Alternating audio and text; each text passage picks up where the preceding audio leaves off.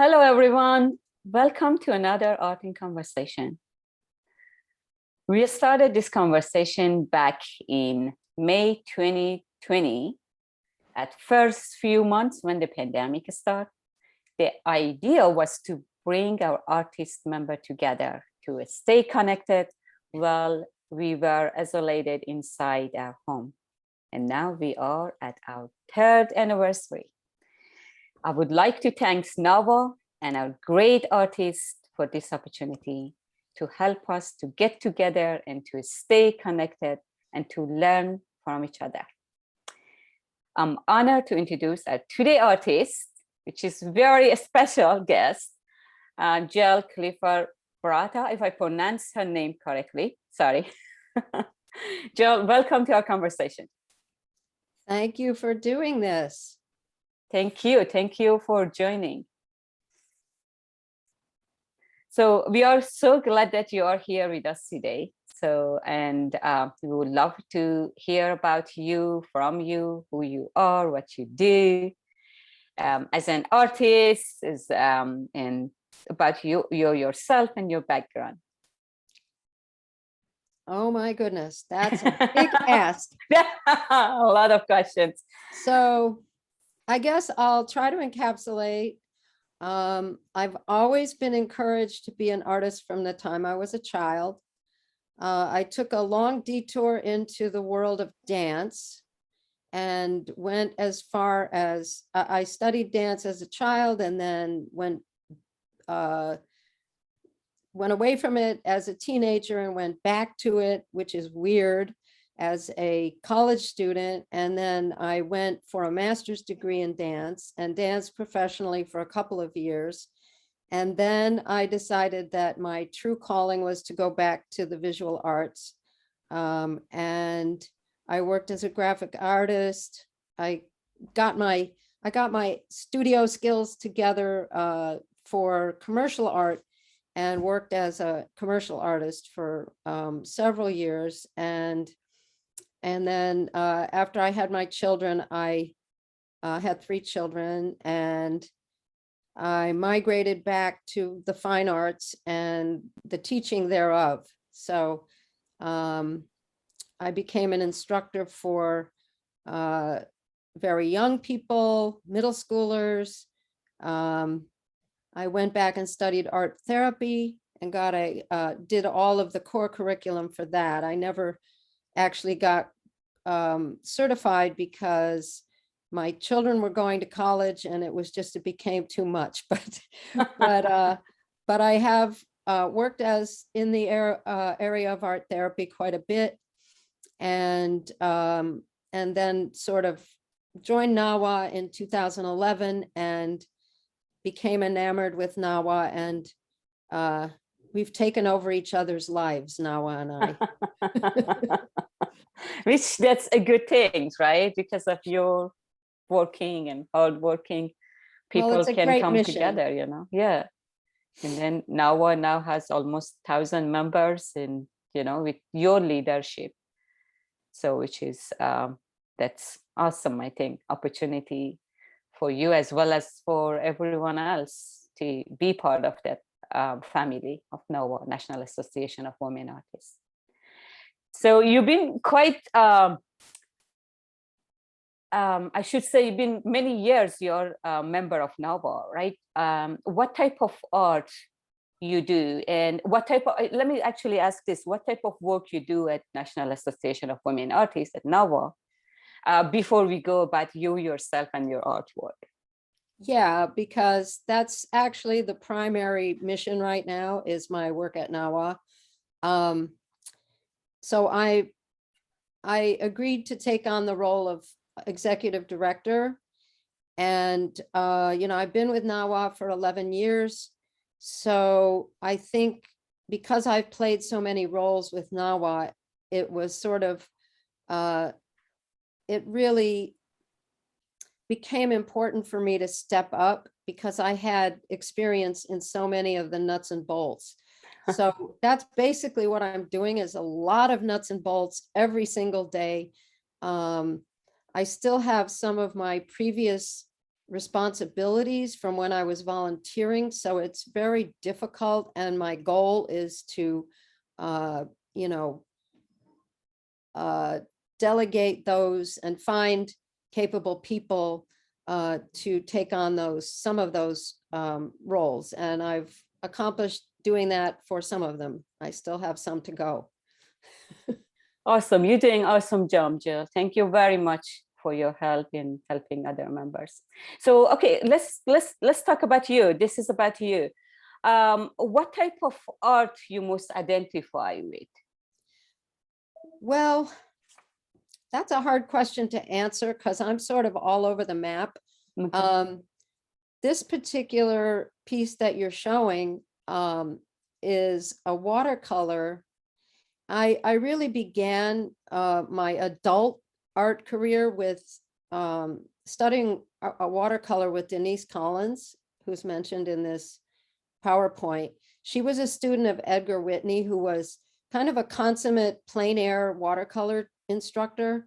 I've had contact over the many years with several people who were students of his. And one of them gave me an audio tape, a little cassette tape, and I still had a cassette player at that time, of Edgar Whitney teaching in plein air. And you could hear the wind in the microphone. So I knew it was real. But it was amazing to me how he taught plein air watercolor painting and how so many of the things that he emphasized, such as composition and sort of an improvisational method, going from wet and wet to more of a dry brush as you layer forward as things dry. And so that was a great experience. I studied with her for, I don't know, 6 or 7 years. And this particular painting was done in her backyard. And the reason I'm showing it, I don't own it anymore. I sold it to Pete and Sella, some friends. But the very funny thing is, and I didn't even realize this was happening, but my son, Marco, writes screenplays and movies scripts. And he wrote a script that includes essentially this painting, although he needed it for his movie, so I have to do it over again. So, but what I realized after I already started doing his version, I realized that I was pregnant with him while I was painting it, which is noted here also. And I just kind of raised my eyebrows and went, whoa, he must have been really connected to this painting. He claims it's because it was hanging in the kitchen. So that's fair too. Yeah. But very interesting, right? This you were was pregnant. I'm sorry, I meant to say, this was Denise Collins' backyard. She had this big, she doesn't live there anymore. She moved south, but she had this big, I called it Hosta Heaven. She had this big, deep backyard with all these plants. And so this was called planting time. I'm sorry, go ahead. Yeah, beautiful. Very, very nice and very lovely. And I know I'm going back to you being pregnant and painting this, and now your son using this. So you're right. It must be some kind of connection between this and your son being pregnant. All right. So I think this is also part of the same series, right? The series, which is your work you mentioned. Right. Well, that one that was on the previous slide was done many, many years ago. Obviously, he's 27. So a long time ago, 26, 27, 28 years ago. So in order to redo it for him, I started doing some studies. He wanted that painting from before was the squirrel on there was actually a little statue of a squirrel that Denise had on top of this tall stump. Yeah, I see that. But he wanted, yeah, that was actually a little statue, but he wanted a real squirrel, and he wanted it more front and center. So these were studies that I did. The one on the left, more of a kind of almost like a Sumi brushstroke kind of thing, just playing around with the essence of it. The other one a little more. Yeah. Anyway, I thought they were both interesting to show. It's very interesting to see the process, like, a painting coming back to life and how, you come with the element. Right. And all right, so this is the version of 2022 from that. Right. This is still a study. He wants the full sheet. So this was a little bit smaller than a full sheet, like 18 by 24 instead of 20 by 22 by 30. Okay. So as you can see, the pitchfork and the potted plants moved around a little bit. One went way to the background. The squirrel came forward. He wanted it even more centered. And I said, no, that's not good composition. So it's even still a little too centered for me, but in the final one, it should look better. I don't know. I can move the stump over and keep the squirrel where it is or something. Yeah, so this is still a study and still you working, and this is a work process, and it's made in watercolor, right? This is watercolor Exactly. media. Yeah. Is that watercolor your main media, which is your work, or it's Well, something? that's a big part of it. And I have a lot of watercolors, but I also studied printmaking starting in the 1990s, starting with Penny Dell, who's a member, and then studied with Dorothy Cochran, who's also a NAWA member. I studied with her for over 10 years, printmaking. So yes, watercolor, yes, printmaking, yes, sometimes combining everything in collage. That's why I said it's hard to say there's one Yeah. thing. So you like to experiment different media, but because the work I saw from you were printmaking, so that's my imagination was, you are more made, focused on printmaking than any other media. Right. This is hard to see because it's still just a very light pencil sketch. But I can see, just from this conversation, the idea of moving the stump over to the right and leaving the squirrel where he is might help the composition. So I'm still cogitating on what this is going to be. And I really want to try to take more advantage of a basic wet on wet underneath. Because I find that I don't know, the watercolor starts looking stilted when it's not, when it doesn't have too much improvisational and wet freedom. So I'm looking for a little more freedom in this final version. So everybody pray for me. Yeah. We can't wait to see the final version at some point. So this is going to be the size, right? 30 by 22 when you finish the work. Yeah, that'll be the final size. All right. We look forward to see how you're going to use it and when you finish it. Yeah, there's going to be some moving around there. Yeah. All right. So this is another watercolor, right? Yeah, I really like this one because it's such a good memory.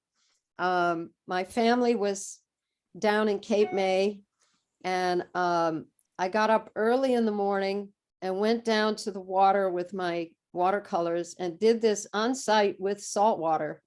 Okay. Which is an interesting thing, It won't affect the watercolor, the salt water? I wasn't sure what would happen, but this has endured. It still looks good. Okay. It was done with salt water. Okay. So I'm just curious. I never painted with salt water, but yeah, well, usually I bring water with me, and I don't know, maybe I just thought I would try it. And it was a lot of fun doing the rocks and all the shadows and modeling in the rocks. And then, just the peacefulness of that early morning water. It was a really good memory. That's why I included it here. Yeah, which is like still with you, right? Looking at this and you remember that moment. That's all we do. And we're painting the moment to memorize it. And how you choose the subject? I mean, what's the major subject of your work? Nature, figures, what you do? I am one of the world's worst branders. I don't have a brand.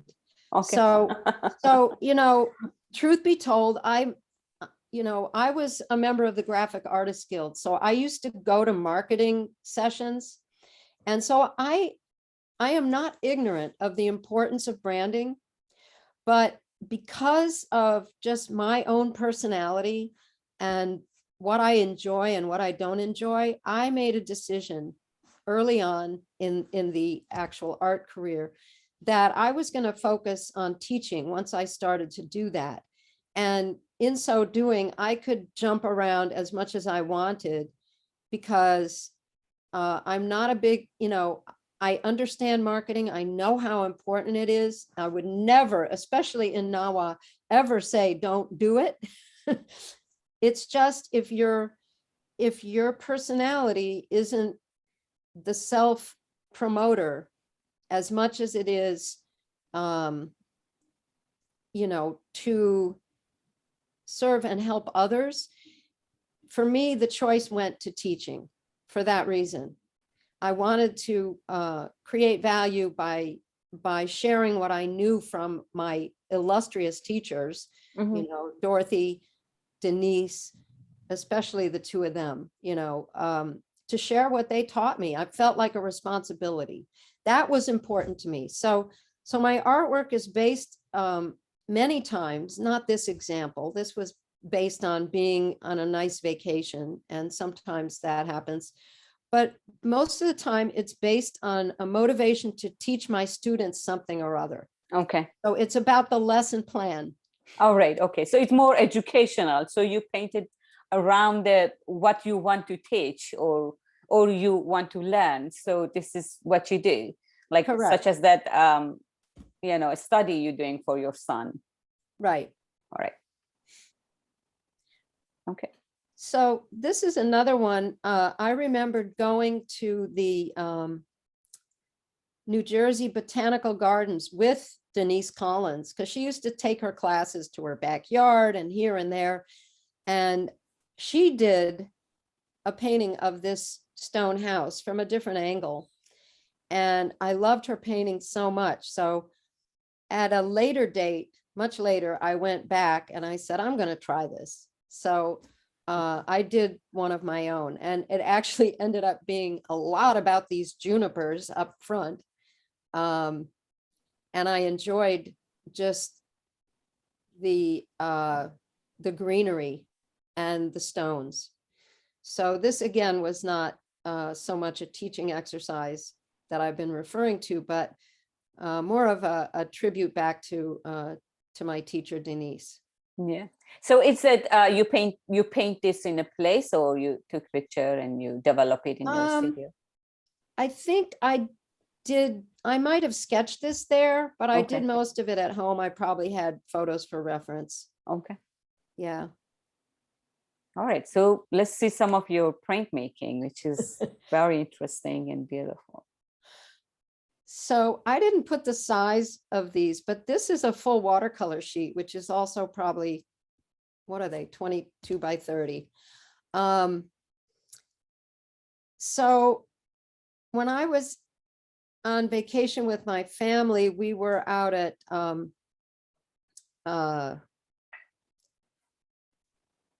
near Yosemite. I'm just blanking out. It's so there had been a drought, and it had rained recently. So this is kind of like celebrating the running water after the drought.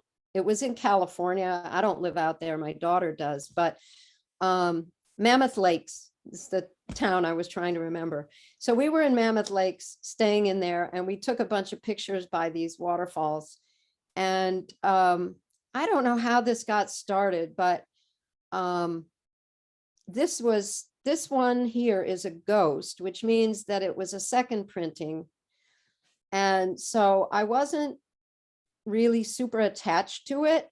So when I printed it, well, let me start with how it happened. Was that I covered the entire plexiglass. The plexiglass was the size of the sheet, and I covered the entire thing with a roll of black ink.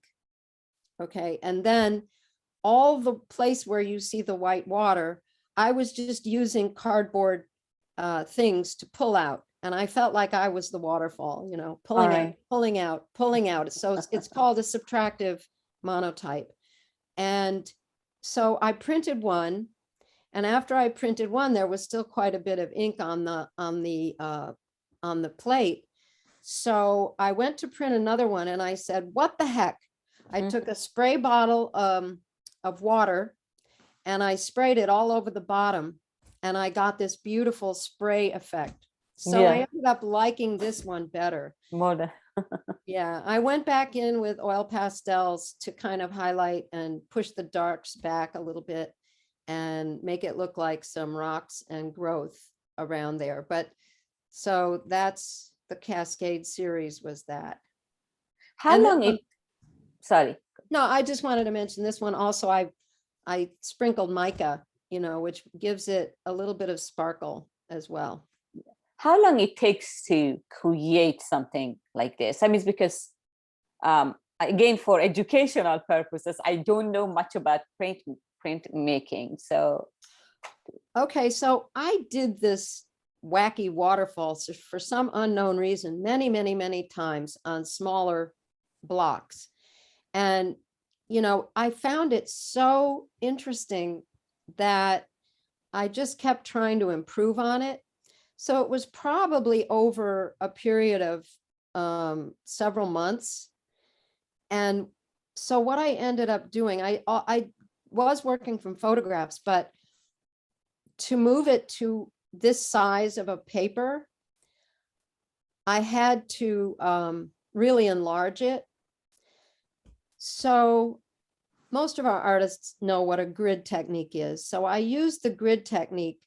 I made a grid the size of this paper, and I gridded either one of my smaller prints or the photo. I don't remember. It might have been a printed out photograph from my my computer printer, but I gridded it out, and I literally sat there and enlarged it. So this big one actually took a lot of time because I went really crazy. You can really get lost in falling water when you're trying to, like you and our other Jessica Hancock and our other members who do these really geometric things, like it's very predictable and you have a pattern. yes. Something like falling water, which is like a natural phenomenon and it's just going where it goes.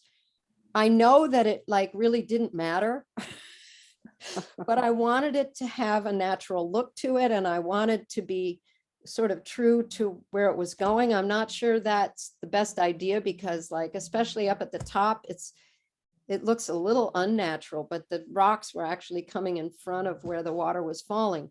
So the answer is it took a lot of time because Yeah. I went crazy with this crazy graph, and I finally threw it away only a couple of weeks ago because I was like, why would I need this? But it was just evidence that I had worked really hard on this Yeah. crazy thing. But you really achieved it. It looked very natural, I mean, if you don't see the explanation here, how it made it, like, when you look at the far from the first look, you think this is a picture, and so then when you look closely or you see the title, you notice, like, how it made. The same thing with the second one. Yeah, I I think, actually yeah. did this one first, Okay, but that's from the same waterfall or that different? yes, I believe, I'm not sure that there were a few different places that we were watching the falling water, but I had a great idea that I never followed up on, but I thought it would be wonderful to do an installation where you show these and then you have like a video of the Wow. waterfall on top of it, next to it, kind of more of an event. But Yeah. anyway, I didn't do it. It was a nice idea. It was one of those things. Yeah, I mean, maybe in future, you never know. I might still have the videos somewhere, but yeah, this was the first one. Moving on. Yeah. Time limit, and we want to get as much as we can. Sure. So do you want to ask anything specific? No, I just want to know like about this pen and ink, and what's, first of all, what's the subject, what's the story, and you know, and how you made this, what you were thinking when you made Okay, well, this. my husband is a jazz drummer, and he had a long career in the movie business, but he recently retired from the movie business. And even actually a little before he retired, he went back to playing music. He was a student of the jazz drummer Jack DeJohnette, so he was a serious jazz musician when I met him. And when we got married, he wanted to do something with a little more financial consistency, or dependability. So, but anyway, he started playing music again, and he realized that his music career, his film career, could enhance his music career. So he started with his ensemble playing music from film, and he cut a CD, couple of them. And so just because it was so close to me, and he was playing out at Astoria Studios in Queens, and I was going to all his gigs, and so I started taking pictures and doing sketches. And so I did a lot of studies, and I thought I wanted to get the feeling of the jazz and the improvisational. And so I ever so slightly abstracted this and cubistic, made it a little, there's like movement in it where things are like double images. Yeah. And so that's kind of how I put a whole bunch of individual portraits of these musicians together into this. And I made a print plate. So this is a print, and I tried it a gazillion different ways, and I ended up liking these really simple ones better. The prints came out a little wonky sometimes, so I started altering them and playing with the pen and ink and doing like water washes on top to sort of emphasize areas that I thought needed highlighting. So that's what this became. There's like extra ears and extra heads and extra. Yeah, I can see that. Just to So get these are, each feeling. one is individual, and then probably you sketch individual, and then at the end you put all this together, right? And Yeah, create a as well band. as Yeah. their instruments and Yeah. the feeling of the jazz improvisation. I was trying to get that in there. Yeah, I see the movement, and then here, like for example, the way they playing and the movement where they play within this work. All right, I don't want to still go back to the my last slide, so I want to continue our conversation. I know you have a lot to offer, but your time is very limited.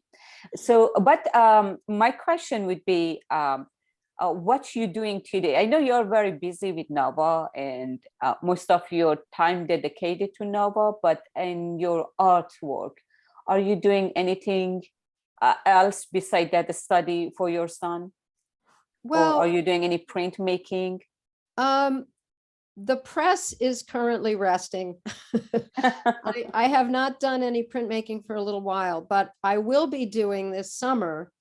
Currently, I'm doing a 6-week class with the Art School of Northern New Jersey, which I've been doing on and off, which is kind of in the art therapy realm. It's an art class, but it's for artists and non-artists, and it's called Art from Our Hearts. Okay. So I have 2 weeks, 2 Saturdays left of that class. And then in the summer, I'm offering again a printmaking class in person at the art school for the first time in a long time. So I will have to go back to my printmaking hat. Okay, that's good. That's good opportunity. Like, you teach, and then you yourself forced to practice. So the one you have it right now, it's more practical course. The one currently you said you have two Art more. from Our Hearts. Yes, yeah. It's actually just to make everybody feel good. Okay. It's really, it started during, the heat of COVID. and it's an online Zoom class. So everybody in the class is limited to 8 people. So there's 8 people and they have their own art materials. And I come in every week with a prompt. I let them know like earlier in the week, usually by Wednesday. So like, for example, last week was tribute. So their prompt was to do a tribute to someone. So one person did a collage of her deceased husband. Somebody else did a beautiful tribute to her mother. You know, it's like something to, I just try to facilitate get the creative juices going, and then they use whatever materials they have. And I did focus a little bit because I have a lot of repeating students I taught them how to do a watercolor, just a wet and wet wash, like really just a plain wash. So they had something to pull their collages or their drawings or whatever together and have that as a background, because a lot of them were doing things that were very disparate.